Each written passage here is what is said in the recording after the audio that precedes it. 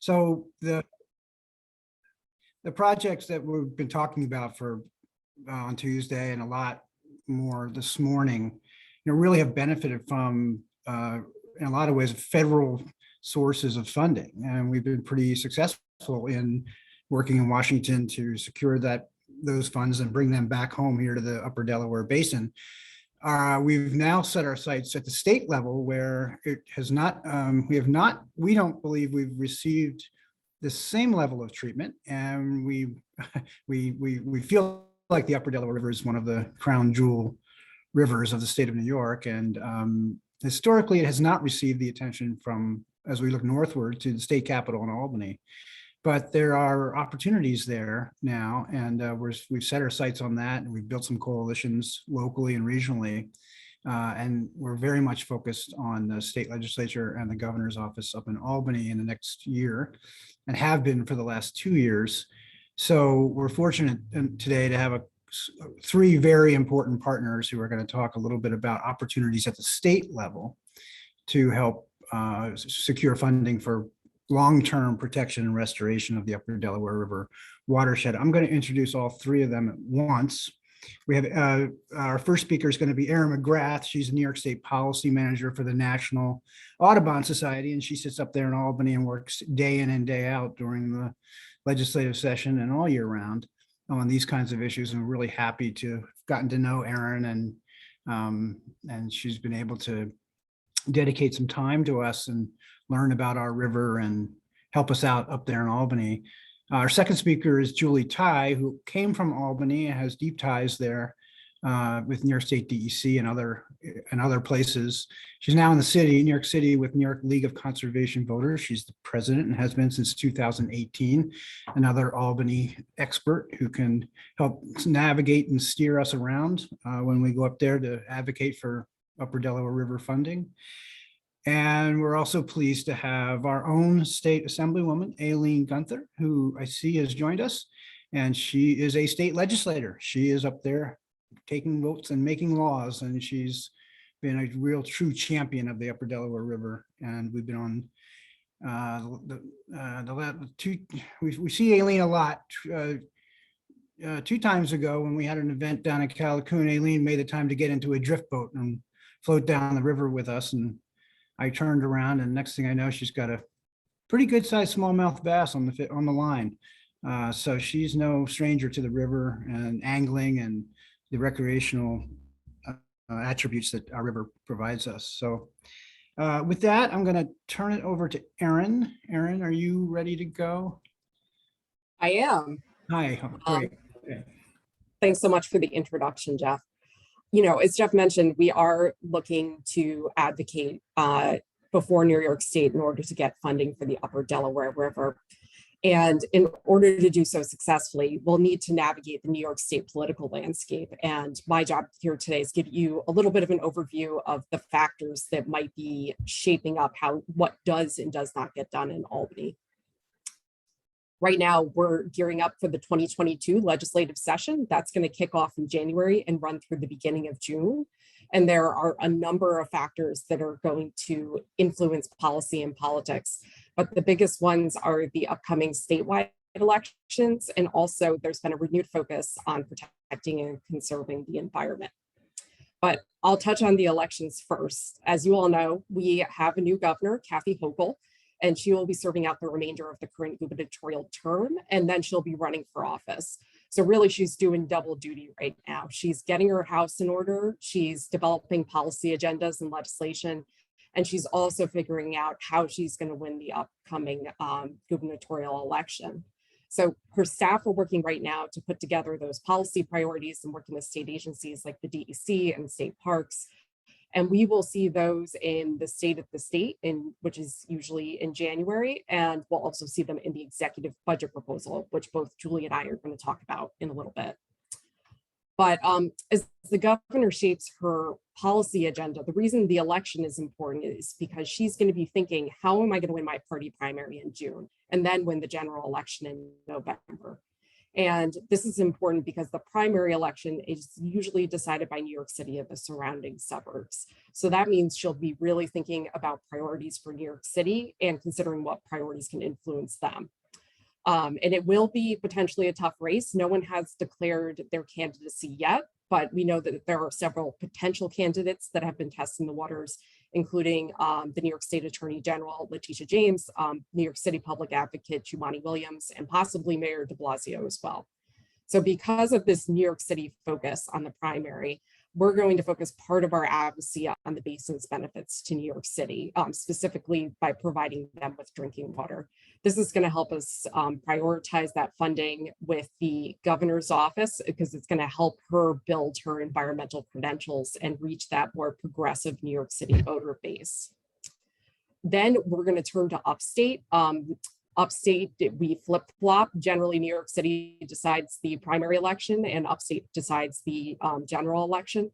And this advocacy is going to be pretty familiar to you all since you have been going to Albany and asking for funding these past few years. You're going to be looking to the districts and showing how the basin is directly connected to the communities there and all of the ecological and economic benefits that it provides.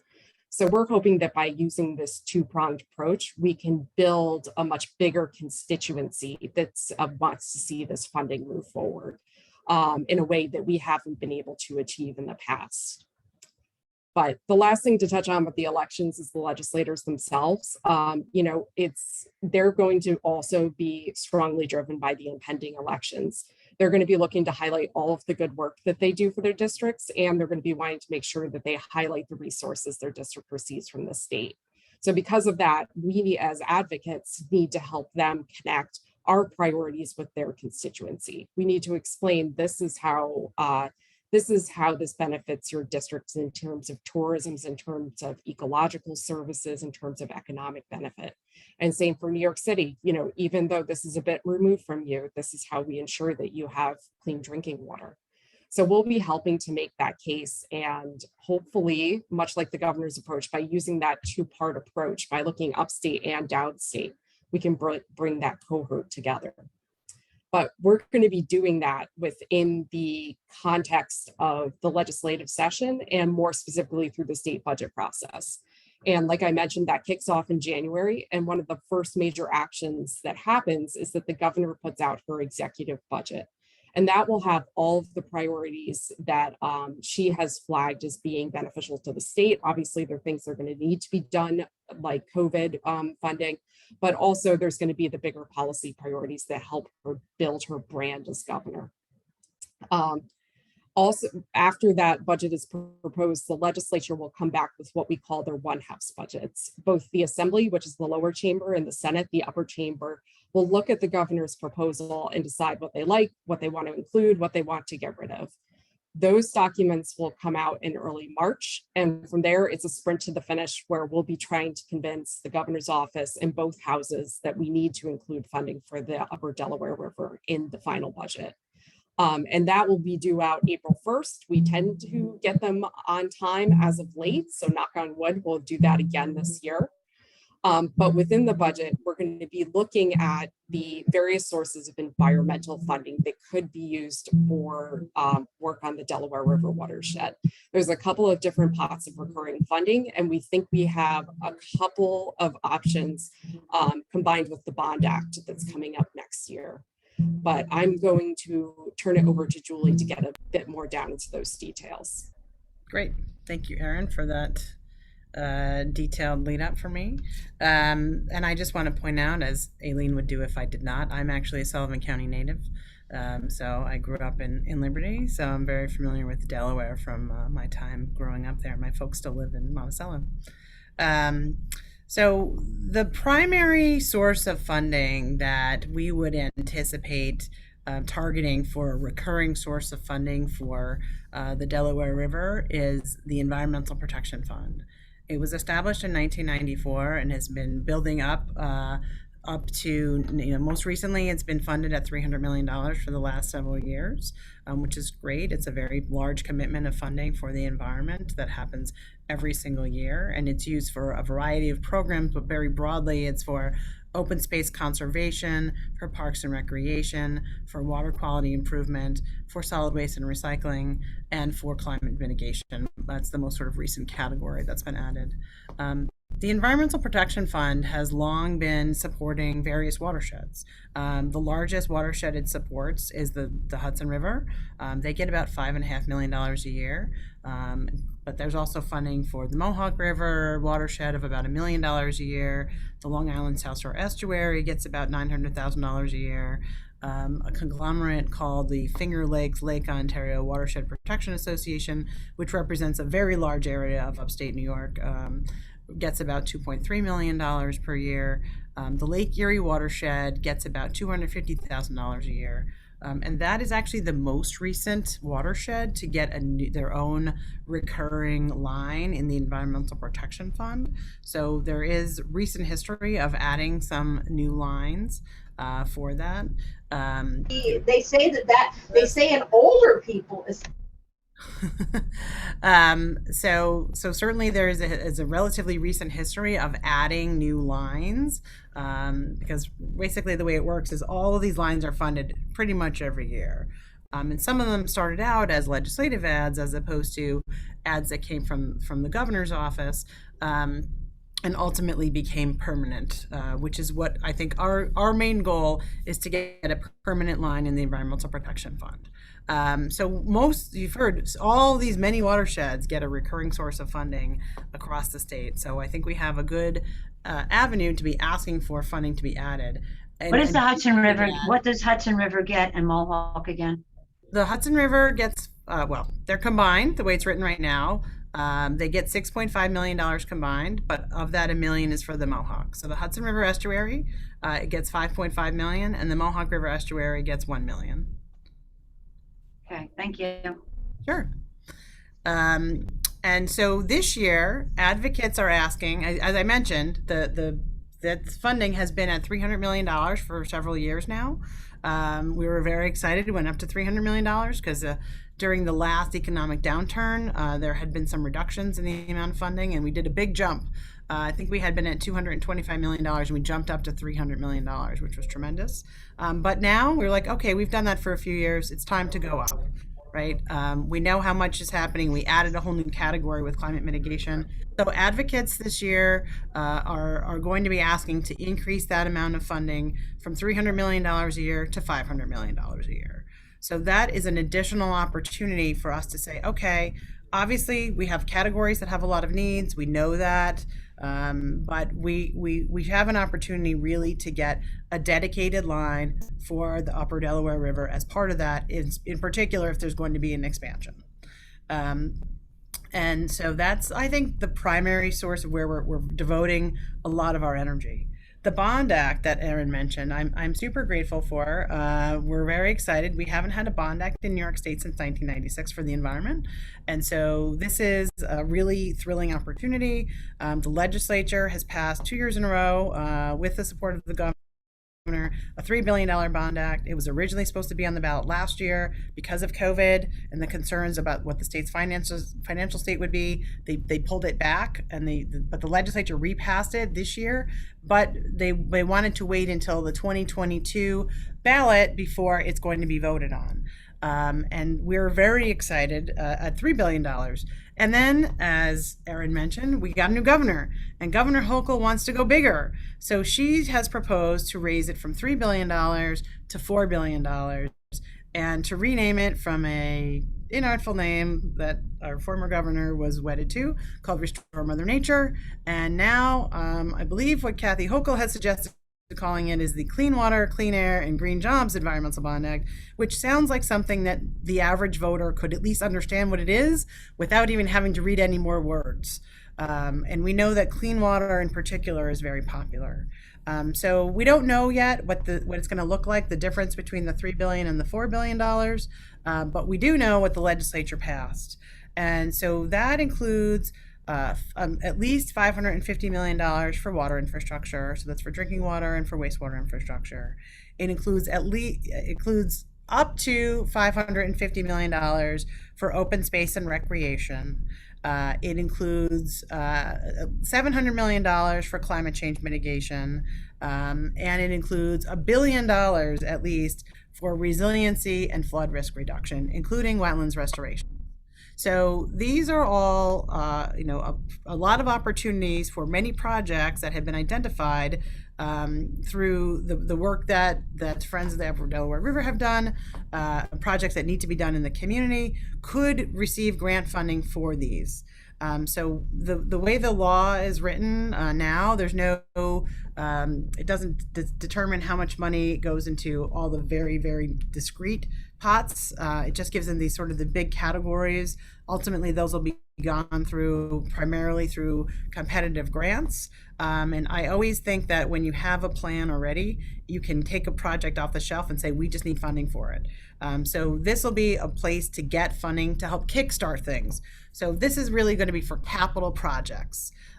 So that's going to be a little bit different than the Environmental Protection Fund, which could be used for things that are a little bit softer, for programming, to help support staffing, for any work that might need to be done. So there are two different sort of types of categories. And then there are some other opportunities to get aid to local localities for projects or for programs that I will leave the Assemblywoman to talk about unless she would like me to touch on it.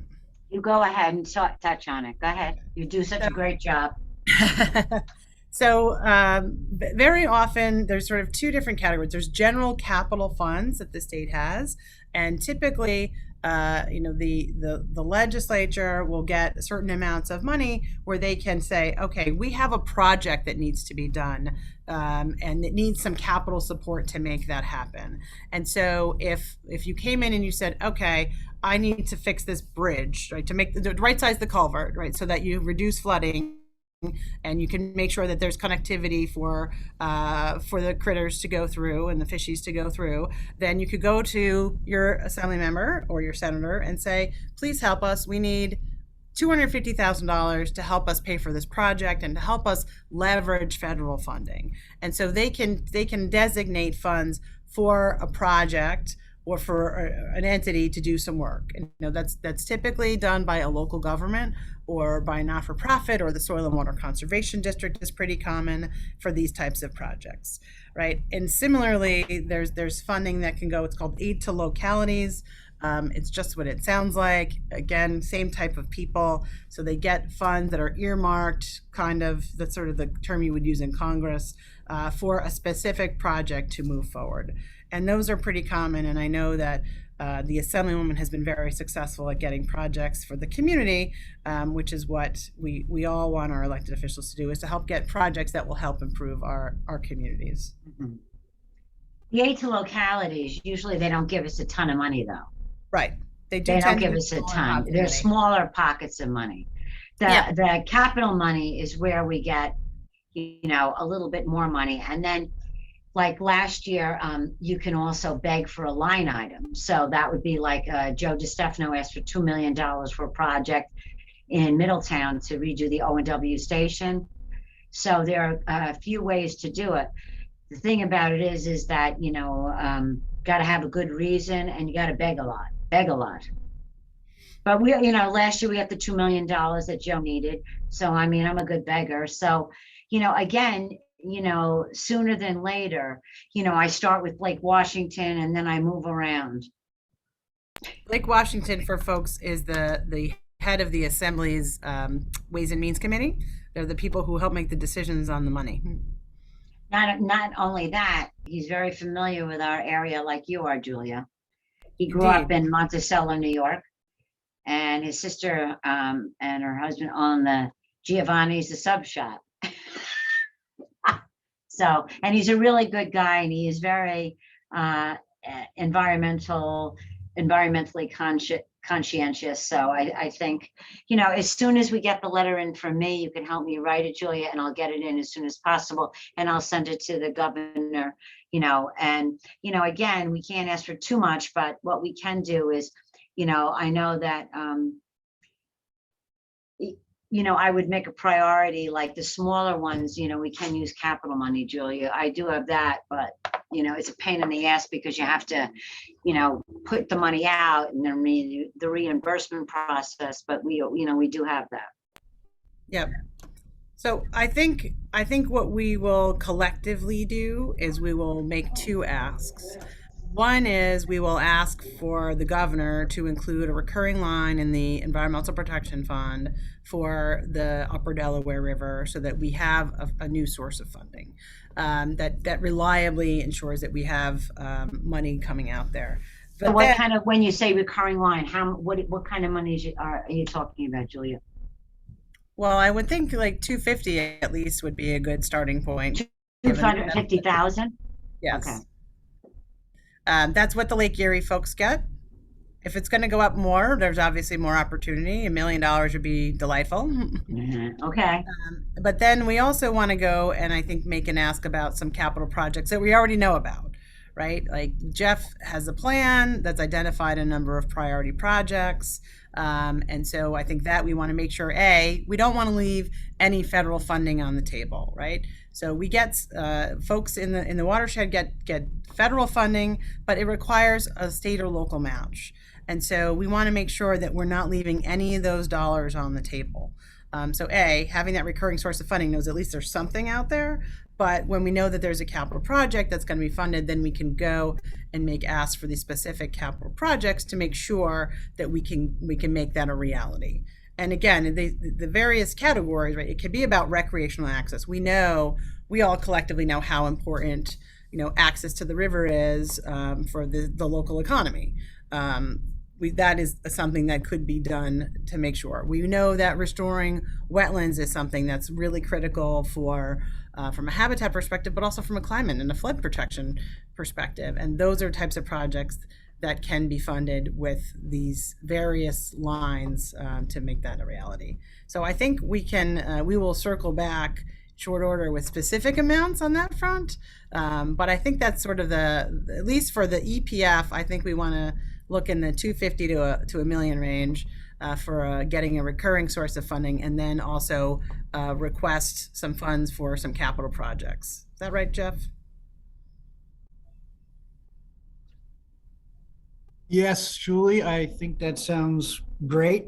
That number has been batted around a little bit, and I know at our last event in Callicoon, we had Aileen talking about $1 million, which, as you said, would be awesome. But that's the line item. Right. I think for us and Julie and Aaron and Aileen, tell me if I'm wrong, we got to get our foot in the door, right? Isn't that part of the game here? Yes. Right. Yes. And once we are able to do that and demonstrate we know where to spend that money and on good things, and Aileen can go up to Albany and tell everybody that we're doing that. It seems like that's a pretty important way to get started.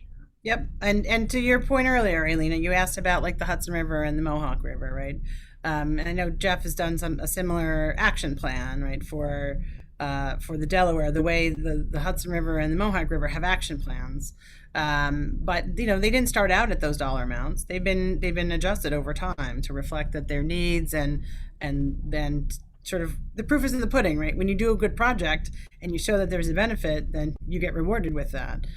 So the Mohawk River, it was at 800,000 not that long ago, and now it's at $1 million. So there are opportunities. We want to at least get it started, with a project funding line here.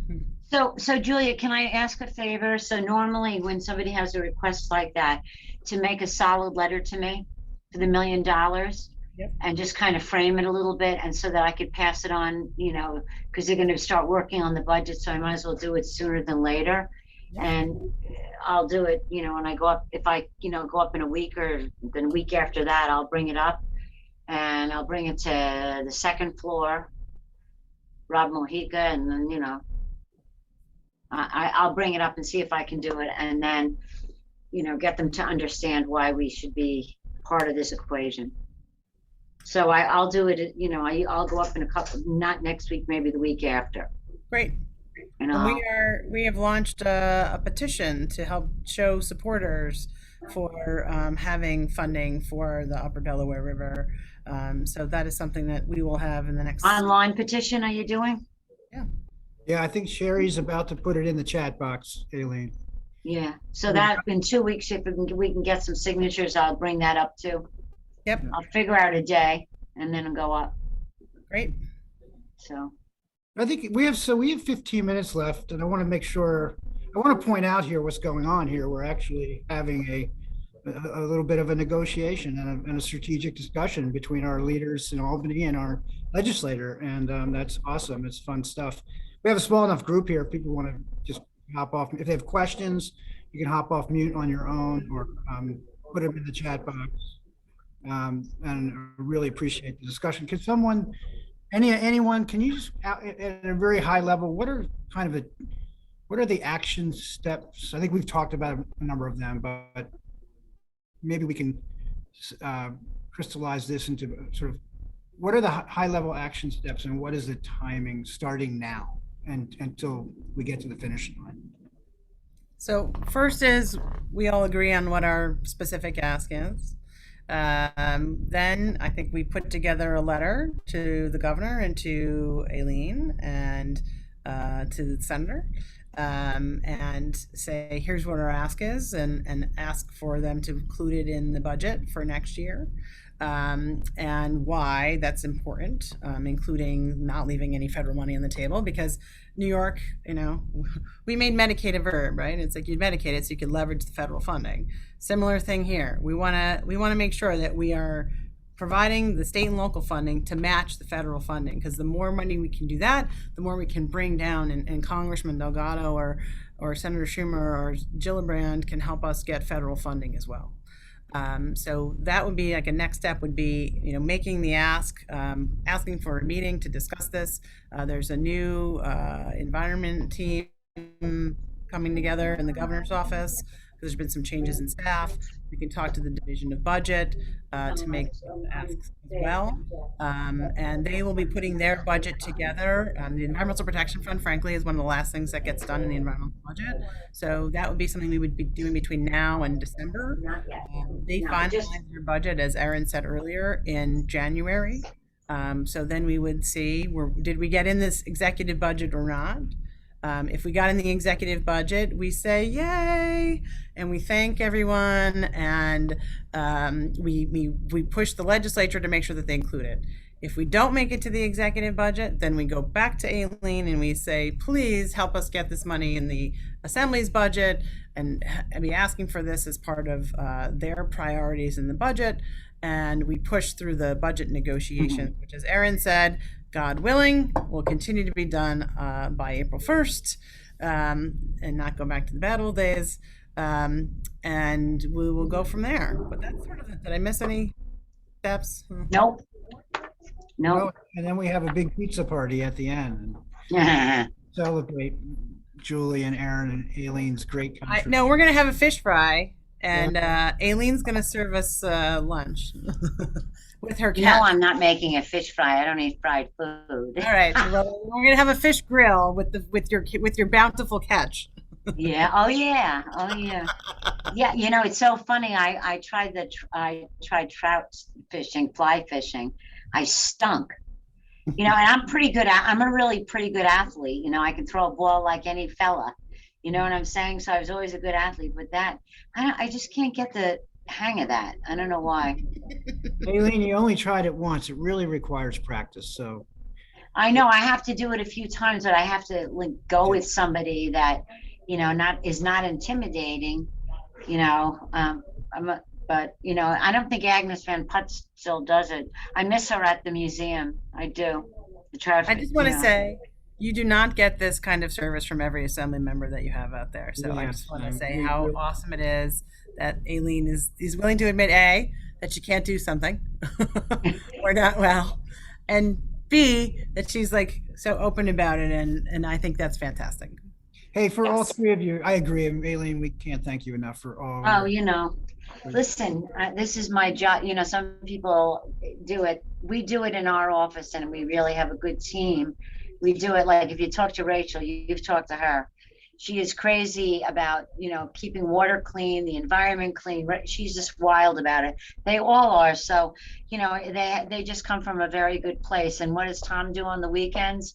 I mean, he doesn't go out drinking in a bar. He goes and he hikes mountains and the Adirondacks and things like that. So they're kind of a good group that really believe in, and I always go back to you and I say that, I came from the Bronx and I came up to Sullivan County, and I live in a place where, it's like magical. There's nothing like getting out and, see an eagle fly over your house. It's like, what?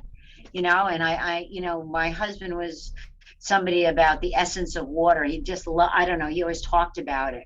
And, he was a guy that, just enjoyed the green trees and just being outside. And, I feel blessed. And I think about, like, through COVID and the pandemic and, people in the Bronx, and boy, oh boy, we were very lucky up here. We really were. And then if you had a relative, we had so many people come up to our community, and they were so happy, including my son for 8 months with his baby and wife. So anyway, thanks for letting me do what I do, and we'll work together, and maybe we'll get this done. I feel we can. That's great. I feel confident you're going to help us get some funding this year. I will. And you can call anytime, to keep me jazzed up. We saw Rachel yesterday with the congressman, Aileen. Oh, that's right. Yeah. Rachel's she's right behind me. She did a great job raising the issue of plastics pollution and water. Oh yeah. So thank you. I live with her every day over here. I'm getting you. So let's see. She's a preacher man. Some housekeeping. Yeah. Aileen, we have 10 minutes left in this session. I'm getting the feeling you're going to walk out the door. So I'm going to go now. Yeah. Cause you know what, actually I'm actually going to walk and do a walk around before I continue on. So I get a little exercise. So I don't sit here for too long. I don't want an emboli. Goodbye. We'll see you. Bye-bye. Thank you. Bye-bye. Hey, there's a couple of questions. Joe, you asked a question, and I think Julie and Aaron both took a shot at it, but we get that. And I see Mike Slattery is on, is Mike, the federal, well, hi, Mike. I hope you're hearing all this, Mike. And I am. Yeah. And I hope you're thinking, we're hoping, that any thoughts that you want to share would be great. And if you think we're on the right track here. I definitely think you're on the right track.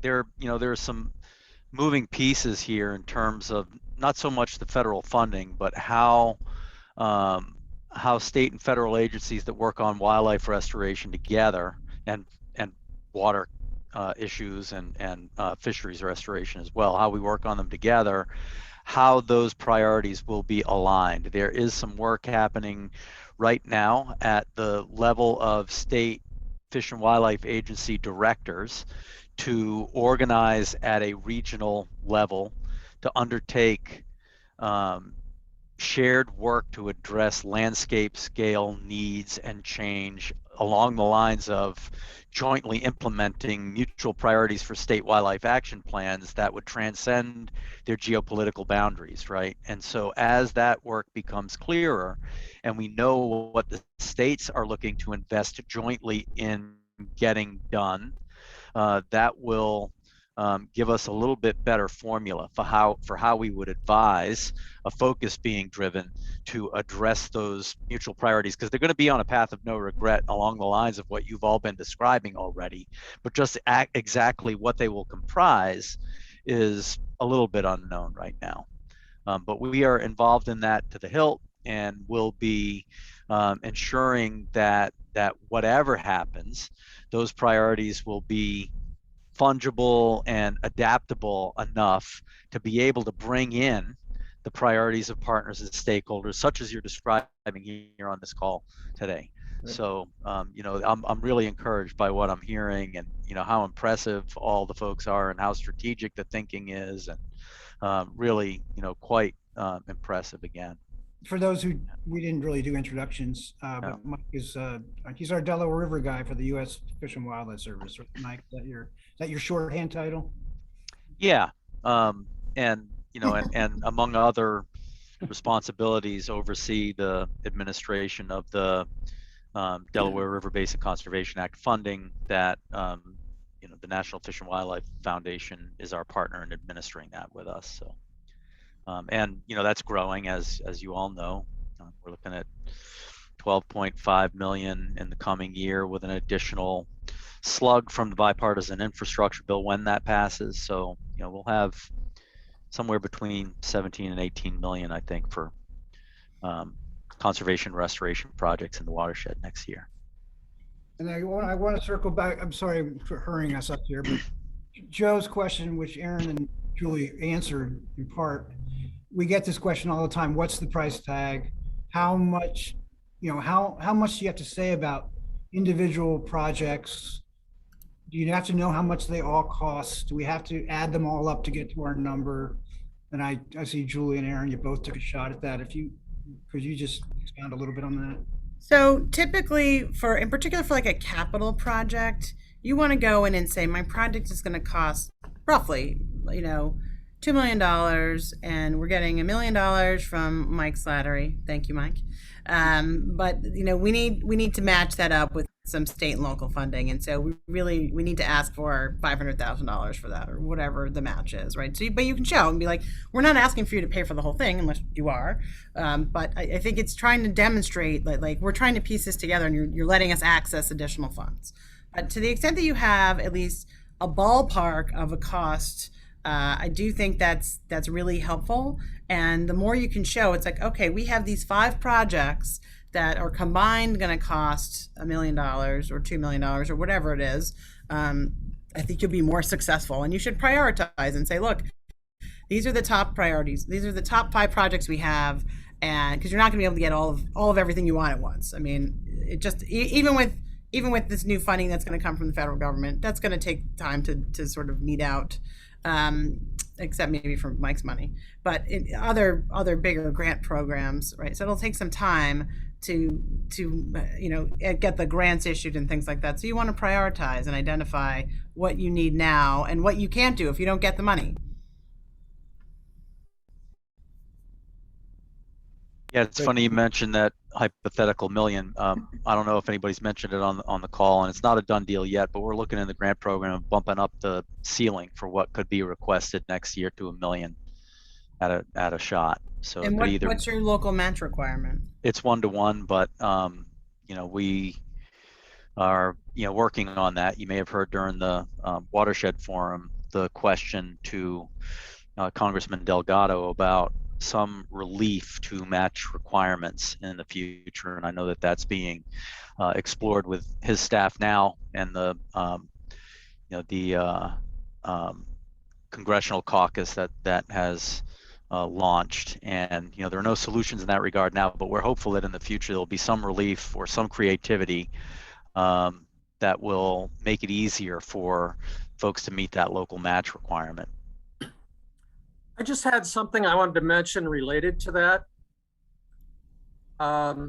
As part of the FERC relicensing of the Mongat River hydro projects that some of us have been working on for the last 4 years, a settlement agreement has been developed with 15 stakeholders involved, and that will include a Mongat River, Delaware River Fish and Aquatics Fund that can be used as a non-federal match for Delaware River Conservation Fund projects. So that will be coming into place, and it will be a significant fund source for match for projects. So that's terrific. So you can definitely go back to the state and say, okay, so we're going to have this opportunity to do cost sharing amongst 3 different parties. So you can get the feds to kick in some money, you can get this settlement to kick in some money, and then you're looking for the state to fill in the gap, because that'll allow you to do more projects that way. Yeah. There's going to be a lot of money for a dam removal of a dysfunctional dam. Sure. In addition, there's going to be one large grant that's going to have some projects in it, including some stuff in the Delaware system itself. And then there's going to be an annual stipend of somewhere between $85,000 and $100,000 a year for the duration of the license. So that's the kind of money you're talking about for match. That's great. Great. So I think that's helpful, because then it's, again, the more you can say we're piecing this all together, everybody's got some skin in the game. We can take a piece of that, and we can also put in the human time that we'll put in and working on projects and stuff like that, and it all counts. Yes. Great. Thank you. Thanks, Don and Roger. I know you guys have been talking to us about that for some time now, and it's taken a while to penetrate, but I can see Molly Oliver's eyes lighting up when she sees additional sources of match. You were invited, Jeff. You were invited. Yeah, I know. I may have missed the memo, or it might have been before my time, actually. But in any case, we're glad we're in the game now. So thank you. So we're gonna. We've run out of time here. We need to move into our next session. We actually have a couple of minutes. Aaron or Julie, do you have any parting shots for us? Words of wisdom. I like to always remind people to go out and vote. I'm not telling you who to vote for. Just a reminder, this is an election year. I will ask you to vote yes for Prop 2. I'm sure this is whatever. Prop 2 is about clean air and clean water. So take a look at it. Make sure you look at the prop. It's something that we're supporting at the league. It's about the right to clean air and clean water. But we're looking forward to hopefully securing funding for the first time on a regular basis in the budget, hopefully this year. Yeah, same. We're very excited about this work. It's really great to be doing something for such an interesting and important landscape. And I guess my parting words would be, we just got to keep trucking and keep going. The big asks like this can take a while. So, hopefully we'll get it next year. Will be so great that they'll just want to hand it to us. And I know we got Aileen going to be batting for us. But it's important things like this take commitment and time. Yep. Thank you so much, both of you. We feel like we're in great hands with you two, and it's really a big boost for us. So thanks for coming. Thank you. Thank you. Okay, we're getting very close to the finish line here.